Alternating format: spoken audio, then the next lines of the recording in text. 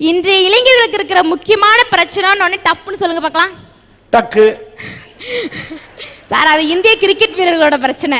நான் கேட்கறது நம்ம இளைஞர்களுடைய பிரச்சனை நச்சுன்னு சொல்லுங்க பார்க்கலாம். வேலையில்லா திண்டாட்டம். என்னைய பொறுத்தவரை வேலையில்லா திண்டாட்டம் கிடையாதுங்க சார். எங்களுக்கு இருக்கிற பிரச்சனை இந்த உறவினர்கள் தான். ஏன் சொல்றேன்னா, படிச்சு முடிச்சுட்டு ஒரு இளைஞன் 2 மாசம் வேலை இல்லாம வீட்டுல இருந்தா போதும், அவனுக்கு வைக்கிற பேர் என்ன தெரியுமா? தண்டச்சோறு, தருதலை. இதெல்லாம் எங்க உருப்பட போகுதுன்னு பெத்த உறவுல இருந்து மத்த எல்லா உறவும் எங்களை திட்டுறீங்க. சரி, நம்ம உறவினர்கள் தானே சொல்றான் அப்படி சொல்லி டிகிரி படிச்சிருந்தாலும் பிரஸ்டீஜ் பார்க்காம ஹோட்டல் பெஞ்சு துடைக்கிற வேலையில இருந்து செருப்பு தைக்கிற வேலை வரை நாங்க செய்யறோம். அப்பயும் அந்த உறவு என்ன சொல்லுது தெரியுமா? இங்க பாரு, டிகிரி படிச்சு முடிச்சுட்டு இதெல்லாம் போய் பெஞ்சு துடைக்குது, செருப்பு தைக்குதுன்னு. அப்ப எங்களை வேலையும் பார்க்க விட மாட்டேங்கிறீங்க, சும்மாவே இருக்க விட மாட்டேங்கிறீங்க. இப்படி மடியில கட்டின பூனை மாதிரி தொந்தரவு பண்ணிட்டு இருக்காங்க சார். உறவுகள் என்னதான் திட்டினாலும் இது பண்ணாலும் அதை ஏன் நெகட்டிவா எடுத்துக்கிறீங்க? பாசிட்டிவா எடுத்து பாருங்க, வாழ்க்கையில முன்னேறலாம். சார், எங்க அண்ணனுக்கு உறவுகள்ன்றது ஏன் இப்படி மாதிரி? மறுநாள் எக்ஸாம், முத நாள் எனக்கு ஜுரம். என்ன பண்ண போறேன், எப்படி எக்ஸாம் எழுத போறேன் அப்படின்னு நான் உட்கார்ந்து அழுதுட்டு இருப்ப. எங்க அப்பா பக்கத்துல வந்து, அழுகாதத்தா, நீ நல்ல மார்க் வாங்கிருவேன்னு கூடவே உட்கார்ந்து தன்னம்பிக்கையும் ஊக்கமும் கொடுத்து டீ காஃபி எல்லாம் போட்டு தந்து என்ன மறுநாள் எக்ஸாம்க்கு அனுப்புனார். அன்னைக்கு என்ன எக்ஸாம் எழுத வச்சது எது தெரியுமா? அன்னைக்கு எங்க அப்பா கொடுத்த தன்னம்பிக்கை ஊக்கத்தினாலதான் நான் அந்த எக்ஸாம்ல 182 மார்க் எடுத்தேன். தாயின் மார்பகத்தில் பாலருந்து வேண்டிய பிஞ்சு உதடுகள் வெறி நாய்களின் பசிக்கு இரையாகின்றன சார். ஏன் தாயே தன்னோட குழந்தைய குப்பை தொட்டியில வீசிட்டு போறாள், அந்த இடத்துல அந்த குழந்தைக்கு எவ்வளவு பெரிய தொந்தரவா இருக்கும் சொல்லுங்க. ஆனா அந்த தாய் அந்த குப்பத்தட்டியில வந்து அந்த குழந்தைய வீசிட்டு போறாளே தவிர, அதை போட்டுட்டு தான் குழந்தைய ஒரு நாய்க்க விடுமா, நரிக்க விடுமா? யாராவது நல்ல மனசு படைச்சவங்க அந்த குழந்தைய தூக்கிட்டு போயிட்டாங்களான்னு தூக்கி போக மாட்டாங்க, ஓரத்துல இருந்து மறைஞ்சு நின்னு பாப்பா. அதுதாமா தாய்மை. 20 வருஷமா பெத்த வீட்டுல இருந்த ஒரு பொண்ணு புதுசா புகுந்த வீட்டுக்கு போறா. அங்க அவளுக்கு எவ்வளவு பிரச்சனை இருக்கு தெரியுமா? மாமியார், மாமனார், நாத்தனார், கொழுந்தனார், நாரனாரா அவளுக்கு பிரச்சனை வருது. இத்தனை பிரச்சனைகளுக்கு இடையில தாலிங்கிற பந்தத்துக்கு கட்டுப்பட்டு அந்த பொண்ணு அங்க வாழ்ந்துட்டு இருக்கா சார். உனக்கு கல்யாணம் ஆயிடுச்சா? இல்லைங்க சார். என்ன நான் இவ்வளவு சந்தோஷமா இருக்கிறத பார்த்தாலே தெரியல எனக்கு இன்னும் கல்யாணம் ஆகலன்னு. கல்யாணம் ஆகாம இருக்கிற நீ இப்ப சந்தோஷப்படுறேன்னு சொல்ற. ஆனா கல்யாணம் ஆன பிறகுதான் கல்யாணம் ஆயிரங்காலத்து பயிர் சொல்ல, வாழ்ந்தாதாம வாழ்க்கையோட அருமை தெரியும். கல்யாணம் ஆகாத நீ கணவனால மனைவிக்கு தொந்தரவு, மனைவியால கணவனுக்கு தொந்தரவுன்ற. ஆனா இதுவே கல்யாணம் ஆகி கொஞ்சம் காலங்க பிரிச்சு உன்ன நான் எப்பயாவது நிச்சயமா சன் டிவில ஒரு பேட்டி எடுப்பாங்க. எப்படிமா உங்க புருஷனோட வாழற? என் வீட்டுக்காரோட நான் ரொம்ப சந்தோஷமா வாழறேன், நாங்க 2 பேரும் சரி இப்பதான் சினிமாக்கெல்லாம் போறோம் அப்படின்னு நீ சொல்ல போறதையும் நான் பார்க்க தான் போறேன். அது பாசிட்டிவா இருந்தா ஓகே. சப்போஸ் என்னோட மாமனார் மாமியார் கொடுமைப்படுத்துறாண்டா அந்த போட்டோல உட்கார்ந்திருக்க பொண்ணு மாதிரி தான் சார் நானும் உட்கார்ந்துட்டு இருப்பேன் கஷ்டப்பட்டுட்டு. சரி, வாழ்க்கையை ரொம்ப பாசிட்டிவா அந்த பொண்ணு சொன்ன மாதிரி வாழ்க்கையை பாசிட்டிவா வாழ கத்துக்கொள்ள வேண்டும். எனக்கு ஒரே ஒரு சந்தேகம் இருக்கு. யார் மனிதர்கள்ங்கிற கேள்வி எனக்கு இருக்கு. இதுக்கு நீங்க பதில் சொல்லணும். நல்ல மனம் படைத்தவர்களே மனிதர்கள், நல்ல குணம் படைத்தவர்களே மனிதர்கள். விலங்குகளை போல அரக்க குணம் இல்லாமல் இரக்க குணம் படைத்தவனே மனிதன். வாங்க சார் வாங்க. இன்னைக்கு மனுஷன் என்ன பண்றான் தெரியுங்களா? தேல் மாரி கொட்டுறான் சார், பாம்பு மாரி கொத்துறான், தவளை மாரி கத்துறான், புலி மாரி உருமுறான்.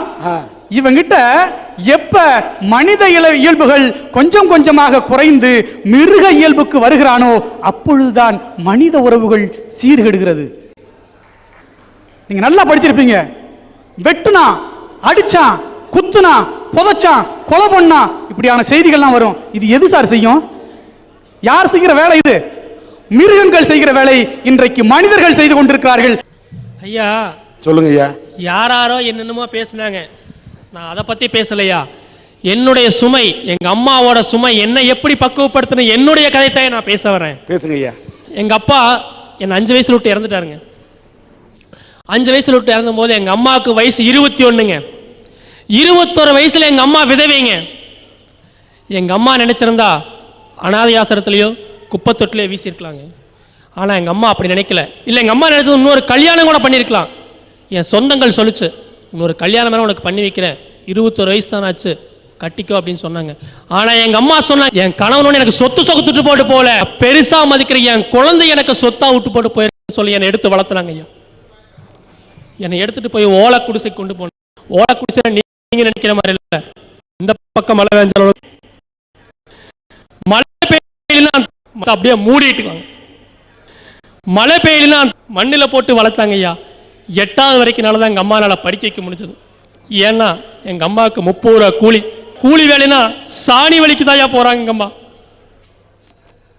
எங்கள் அம்மா சாணி வலிக்கு போய் தான் 30 ரூபா கூலி. 30 ரூபா கூலியில் 8வது வரைக்கும் தான் படிக்க வைக்க முடிஞ்சது. அதுக்கு மேலே எங்கள் அம்மானால் படிக்க வைக்க முடியலைங்க. உடஞ்சி போய் மூலையில் உட்காந்துட்டேன். அப்போது ரோட்டில் போகிறவங்களோ காட்டில் போகிறவங்களோ யாரும் வரலைங்கய்யா. என் சித்தப்பா, எங்கள் சித்தப்பா வந்தார். என்ன தெரியுமா சொன்னாருங்க? டேய், அம்மாவை காப்பாற்ற வேண்டியது நீ தான், கடைசி காலத்தில் கஞ்சி ஊற்ற வேண்டியது நீ தான். இன்றைக்கி எத்தனையோ இருக்கலாம், நான் கூட வரமாட்டேன் அப்படின்னு. எங்கள் சித்தப்பா ஏழைதாங்க ஐயா, குப்பை தான் அள்ளிக்கிட்டு இருக்காரு. கார்பரேஷன் குப்பை தான் அள்ளிக்கிட்டு இருக்காரு எங்கள் சித்தப்பா.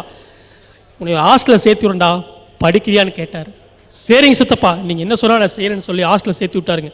அப்போ எங்கள் சித்தப்பா பணத்தை கொடுக்கலைங்க ஐயா, ஆனால் அந்த பக்குவத்தை கொடுத்து என்னை வழிகாட்டினா இருப்பாருங்க.